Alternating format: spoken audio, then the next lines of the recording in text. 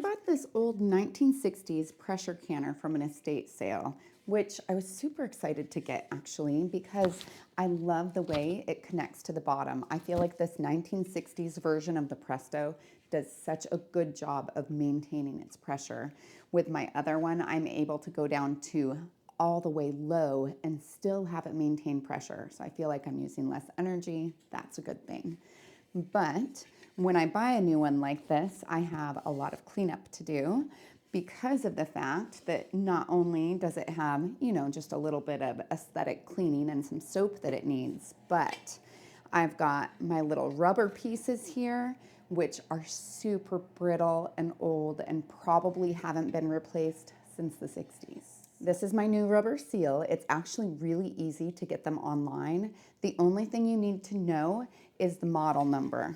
Generally speaking, you'll be able to find your model number on the pressure canner at some point. If you don't have the model number, it's super hard to get the correct one. Some hardware stores will actually have these, but it's actually way easier to just find them online.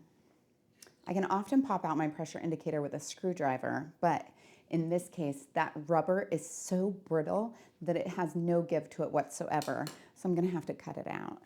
And after I get that lip off of it, I'm able to just press it right down through the hole. That definitely needed to be replaced. The next thing that I need to do is remove that seal, and I'll do that using needle nose pliers. It just goes right into the little crease that's under the side there, and you can pull it out.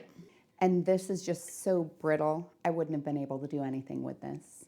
Now I take my new pliable one and I'll place it inside the lid, but I want to show you something. If you look, the new one is quite a bit longer than the old one because this has shrank as it's dried out. So this one, I might have to finagle it a little bit to get it in there.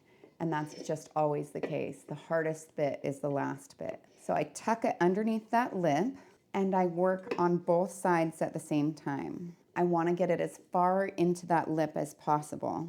This is where it gets a little bit difficult. I've gone around the whole thing, making sure that I'm pushing it against the edge, but now look how much extra I have.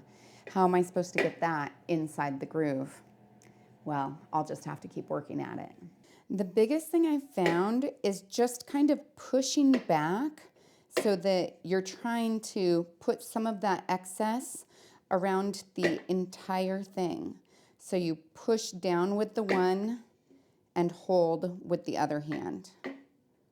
And you can see that it's gradually getting to be a smaller and smaller amount of excess. And this very last bit is the worst. While it's difficult to get that last little bit in, I'm glad that it's so big because it does shrink over time as it starts to dry out.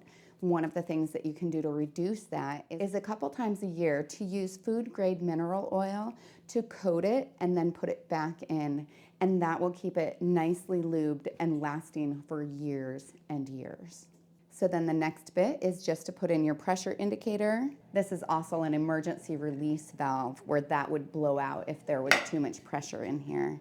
And you see just how simple that goes in. You just place it in, and then when there's pressure on the inside, it pushes on there, which makes this go up so that you know that there's pressure. And so that's all that it takes to revamp the seal and the pressure indicator of one of these older pressure canners.